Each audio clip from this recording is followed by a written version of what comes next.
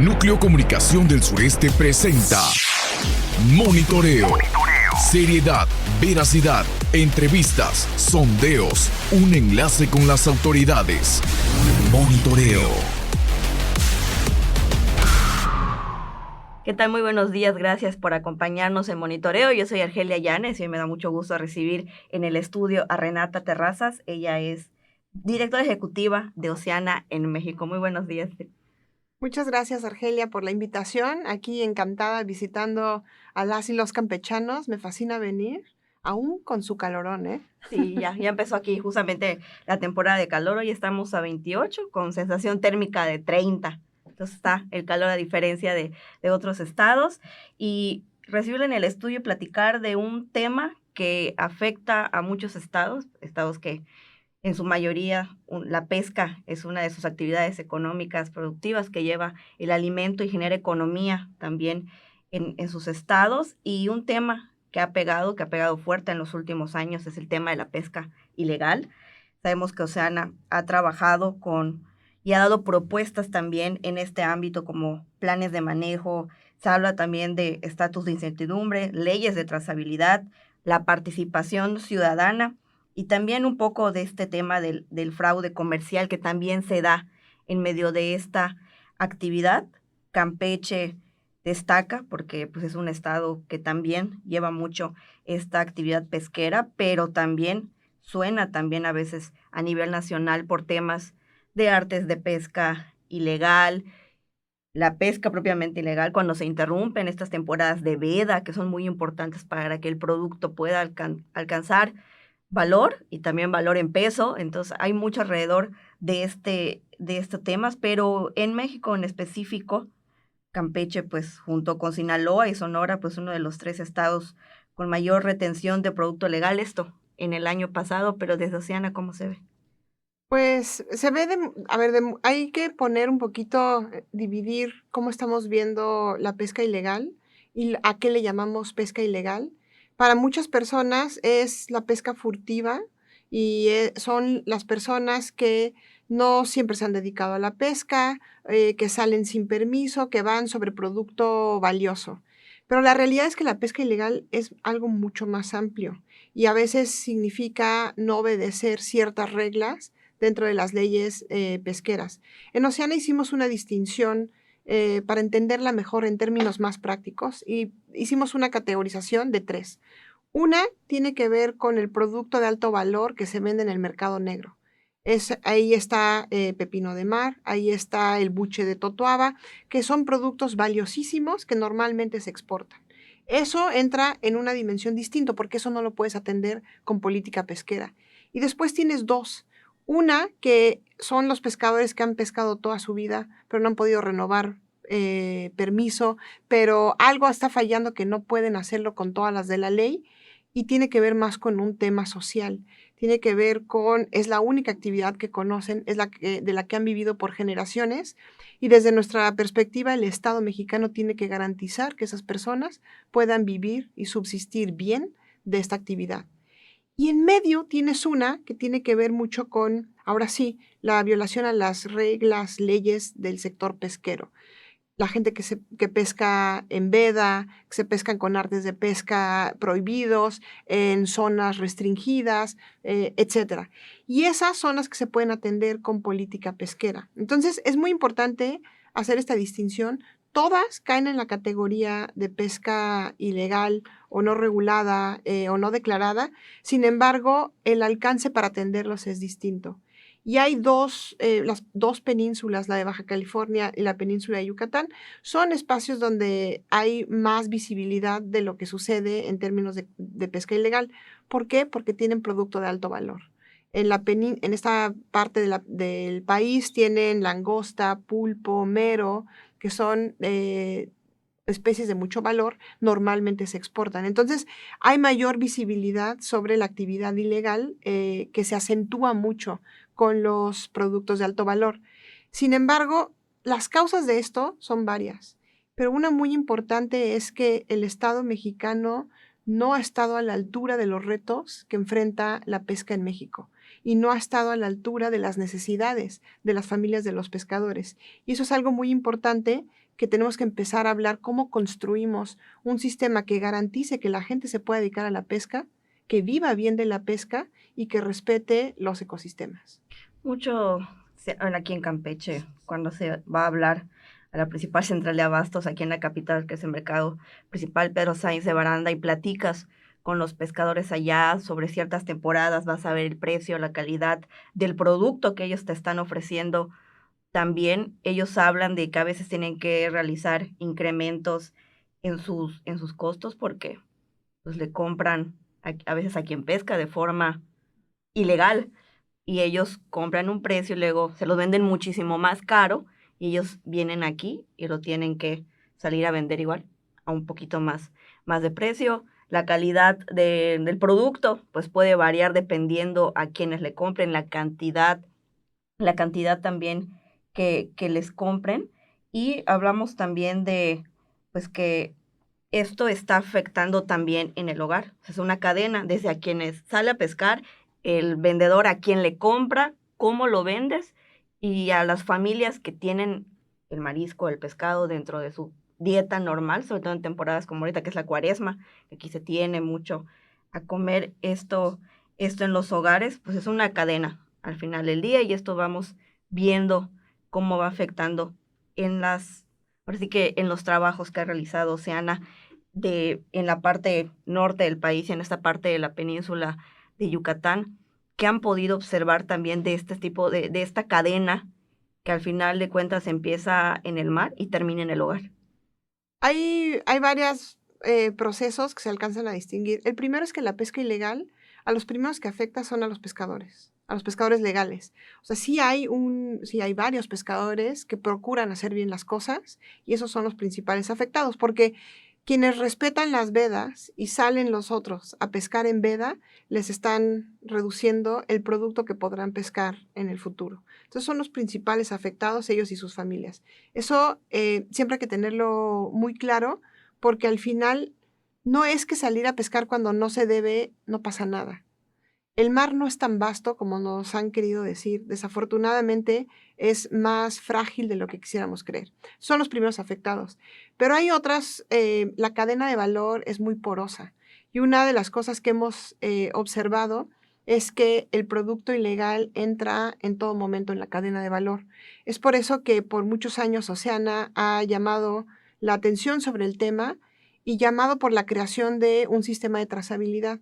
Afortunadamente ahorita tenemos al gobierno federal construyendo un sistema de trazabilidad que haga más complicado meter producto ilegal en la cadena de valor y eso asegura la pesca para los siguientes años, pero sobre todo el ingreso de las personas que lo están haciendo bien.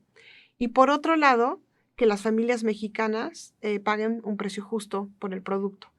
O sea, lo que necesitamos es asegurar ambas cosas, que los pescadores puedan vivir bien de la actividad y que las familias mexicanas paguen un precio justo por el producto. Entonces, eso en parte viene con un sistema de trazabilidad que lo que hace es permite seguir el producto en toda la cadena de valor, le da certeza a los compradores, le da certeza al consumidor final y le da certeza a los pescadores. Entonces, este sistema que se está trabajando ahorita a nivel federal va a ser muy positivo.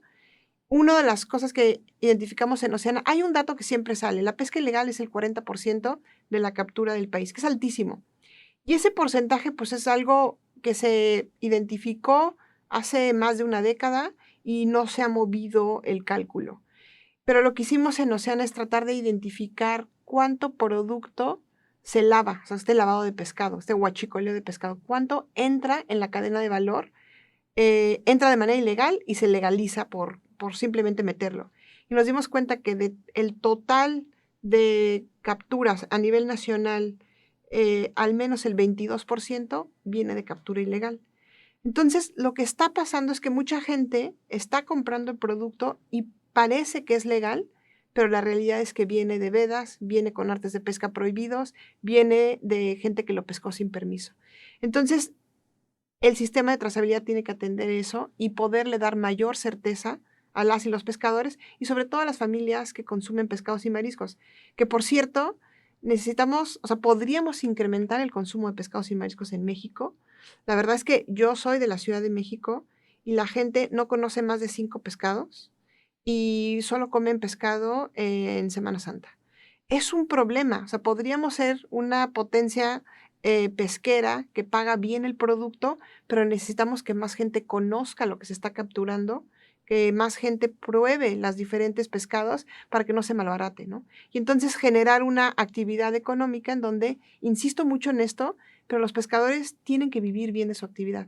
No puede ser que estemos en un país donde la gente que captura proteína animal viva mal. O sea, la gente que se dedica a que los demás podamos comer pescados y mariscos viva en condiciones pues que no son las mejores. Parte de estos trabajos de conocer especies, saber cuáles están en peligro, cuáles se pueden aprovechar en su máximo, vienen en esta Carta Nacional Pesquera, que también es algo del gobierno que se busca que se esté actualizando.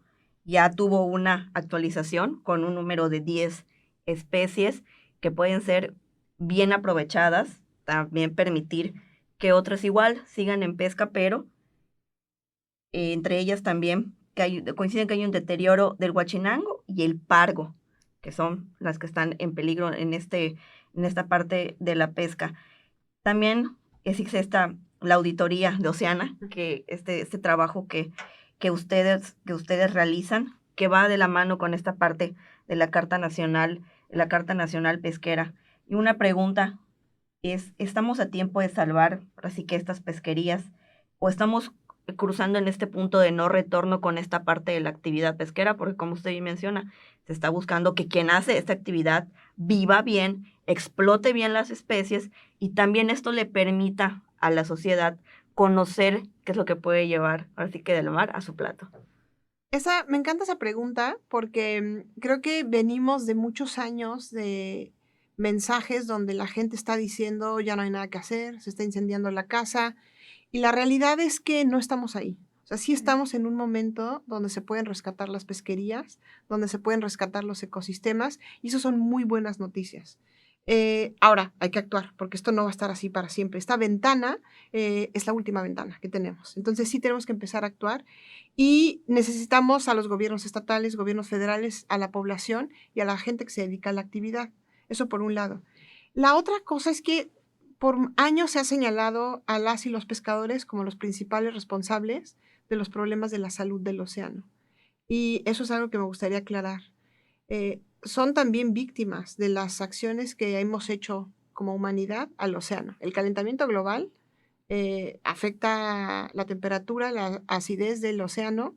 Entonces, eso es un gran problema que están enfrentando las pesquerías, los pescadores que están viendo cómo se mueven los peces.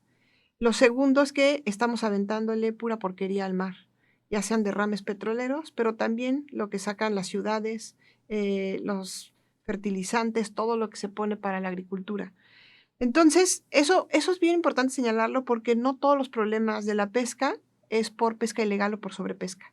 Sí hay mucho, y eso es lo que hay que atender, pero no son los únicos, porque si pensamos que vamos a reconstruir la abundancia y la salud del océano solo atendiendo el tema pesquero, estamos en un grave error.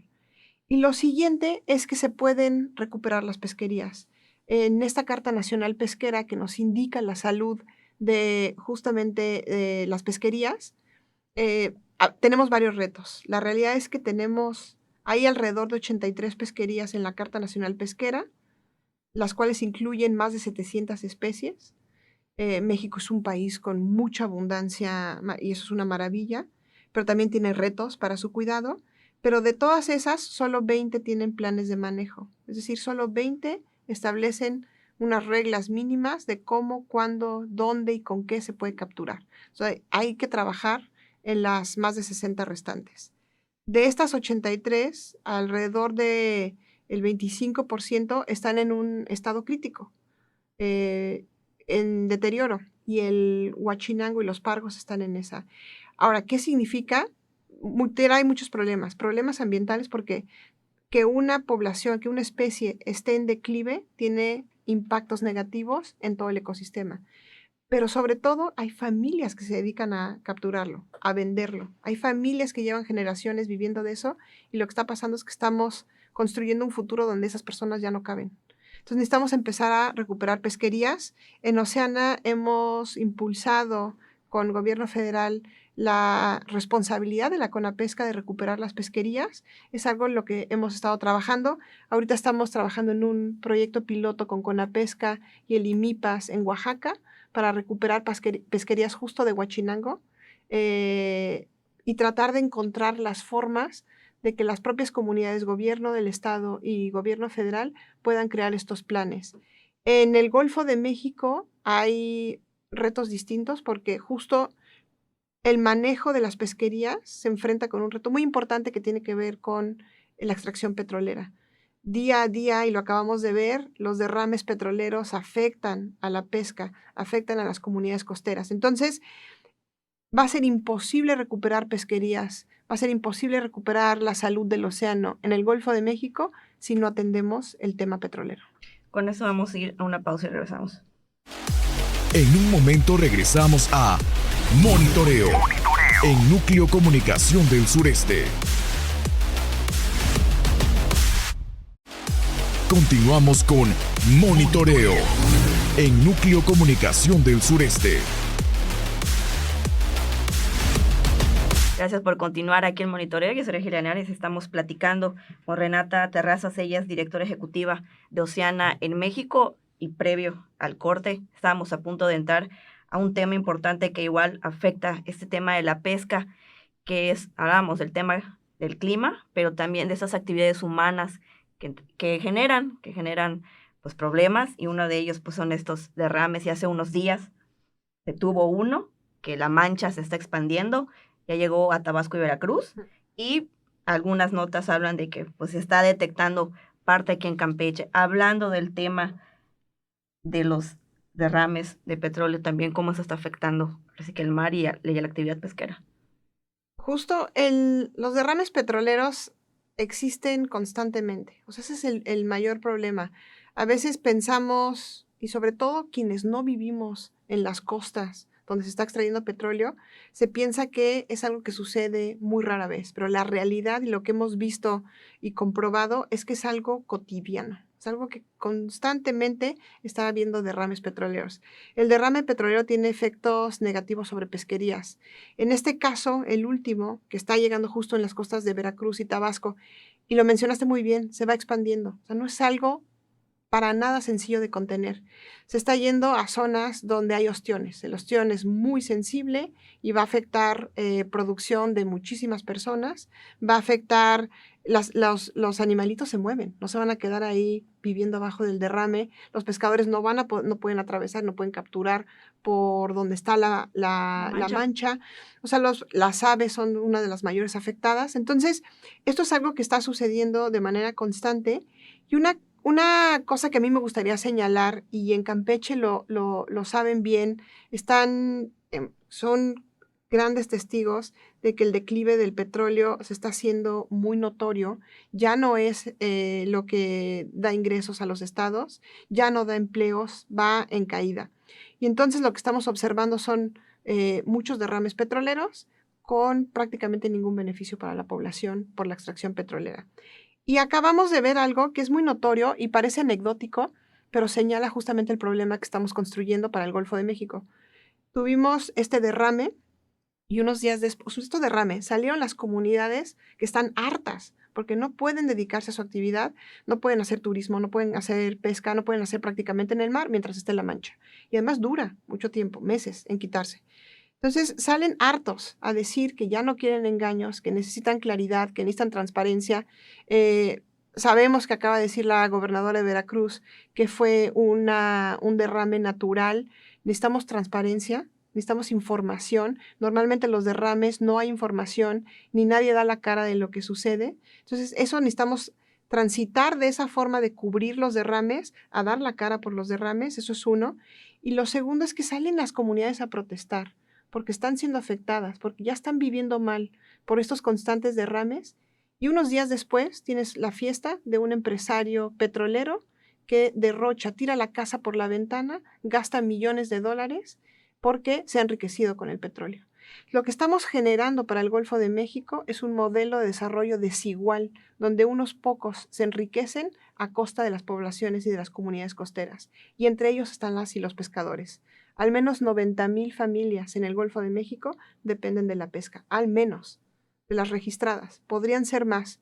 Y faltarían quienes se dedican a la comercialización, quienes se dedican a los restaurantes, etcétera. Entonces, estamos hablando de cientos de miles de personas que viven de la pesca, que están siendo afectados por estos derrames petroleros, mientras muy pocos, poblaciones muy pequeñas, se están enriqueciendo a costa de todo este deterioro. Entonces, lo que nos gustaría ver en Oceana es un modelo distinto de desarrollo para el Golfo de México que no se base en la extracción petrolera. Hablábamos que eso es buscar otro tipo de modelos de desarrollo para quienes viven ahí. ¿Cuáles son las propuestas? ¿Cuáles son las que se han puesto sobre la mesa para comunicar y para poder trabajar sobre ellos? Hay una muy importante, que lo primero que tenemos que hacer es ponerle un freno a la expansión petrolera. Y ahorita hacia donde se está yendo es aguas profundas. En aguas someras ya está todo, es donde está Pemex, pero en aguas profundas con la reforma de Peña Nieto se abrió al mejor postor. Entonces lo que necesitamos es poner un freno. Una de las cosas que observamos es que en 2018, cuando llega López Obrador a la presidencia, él frena estas rondas. Él decide ya no estarlo abriendo a las empresas privadas, sobre todo extranjeras, y hemos visto que continúa con la doctora Sheinbaum. Entonces, existe la posibilidad de ya poner un freno a las aguas profundas y mediante una figura que se llama zona de salvaguarda, que lo único que hace es prohibir la extracción petrolera y que siga habiendo todas las otras actividades, que siga existiendo el turismo, que siga existiendo la pesca, pero que ya no haya extracción petrolera. Eso es lo primero. Y lo segundo es empezar a pensar, se les va a hacer un hueco a los estados del Golfo de México, sobre todo Tabasco, Campeche, lo están viendo ustedes en Ciudad del Carmen, Veracruz, ya no van a recibir estos ingresos enormes de la extracción petrolera. Necesitamos crear otras formas de cubrir esos huecos. Va a haber menos empleo, hay que generar empleo para quienes ya no lo van a tener, hay que empezar, y lo que tienen aquí en el Golfo de México es una belleza, ustedes lo saben, pero mucha gente al interior del país no lo sabe. No sabe la belleza del Golfo de México. Podemos pensar en modelos de desarrollo donde la pesca siga siendo central para la región, donde pensemos en modelos de turismo que no sean depredadores. Aquí tienen y ustedes lo saben, yo no les vengo a decir lo que ya saben, pero necesitamos empezar a pensar en otros programas. Se acaban de lanzar los polos de desarrollo. ¿Por qué no pensar en un polo de desarrollo para las comunidades del Golfo de México que ya dejen de depender del petróleo y empecemos a pensar en otras formas, sobre todo que sean más equitativas? Porque lo que hizo la extracción petrolera en el Golfo de México es profundizar la desigualdad. Necesitamos cambiar de modelo a algo que sea de beneficio para todas y todos. Hablando de desigualdad, viene esta parte también de la soberanía alimentaria, que es algo que se ha escuchado en estos últimos años para hablar de ello. Evitar los derrames, buscar esos nuevos modelos de desarrollo para estas áreas pesqueras y con ello es llegar a la soberanía alimentaria. Sí, de hecho, me parece imposible pensar para México en soberanía alimentaria si no se incluye a la pesca. La pesca nos da la mejor proteína animal que existe, la de menor impacto ambiental y además que la realizan poblaciones que han sido abandonadas por el Estado mexicano desde hace décadas. Entonces, estamos en un buen momento en donde México como país revierta esas omisiones. Parece que no, o sea, si uno lee lo que está pasando ahorita, parece que la Federación no está dispuesta a apostarle a la pesca. Y eso es algo que hay que cambiar. El presupuesto del IMIPAS y de CONAPESCA se redujo aún más, lleva año tras año reduciéndose. Necesitamos pensar en que se necesita apostarle a la pesca y eso requiere una CONAPESCA más fuerte, un IMIPAS más fuerte, un presupuesto más sólido, que puedan realizar las actividades que se necesitan y poder genuinamente asegurar esto. O sea, al final la pesca ilegal sucede porque no hay nadie vigilando. Necesitamos poner vigilancia. Muchísimos de los problemas que está enfrentando el sector pesquero es porque no se le está apostando. No, México no va a tener soberanía alimentaria si no pensamos en que una proteína animal como la del océano pueda llegar a casas de familias mexicanas. Entonces, es fundamental la pesca para la soberanía alimentaria. Tenemos territorio marino súper extenso, muchas pesquerías en México, gran parte de la población podría y debería estarse alimentando de la pesca.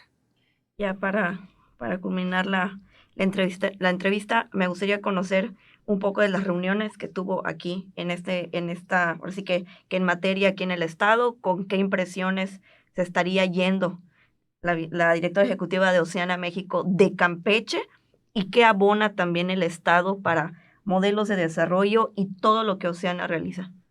Yo tengo que ser muy sincera porque yo empecé a venir a Campeche hace 1 año y medio y cada que vengo me sorprendo aún más. Uno, la ciudad es bellísima, las costas son bellísimas y la gente es maravillosa. Entonces, eso no lo estoy diciendo porque me invitaron a su programa de radio, genuinamente es una delicia venir a visitarlos. Y después empecé a encontrar funcionarios del Estado con mucha calidad en quererle servir a la población y además comprometerse y actuar, identificar oportunidades. Hemos tenido reuniones constantes con la secretaria de Medio Ambiente, con el director del Instituto de Pesca y recientemente ayer tuvimos una reunión con la secretaria Elisa Hernández y ha sido maravilloso encontrar que podemos unir las prioridades y cómo vemos el futuro para las y los campechanos. Ha sido la apertura que hemos encontrado es fascinante, poder identificar, primero reconocer que la pesca es un motor y podría ser un motor de desarrollo para el Estado, eso nos parece fenomenal, y segundo, reconocer, normalmente en los estados del Golfo de México no resuena mucho cuando llegas con una propuesta de hay que parar la expansión petrolera, y aquí con el gobierno de Campeche encontramos los oídos porque genuinamente lo que nos hemos dado cuenta es que el gobierno de Campeche reconoce que ese modelo ya no tiene futuro.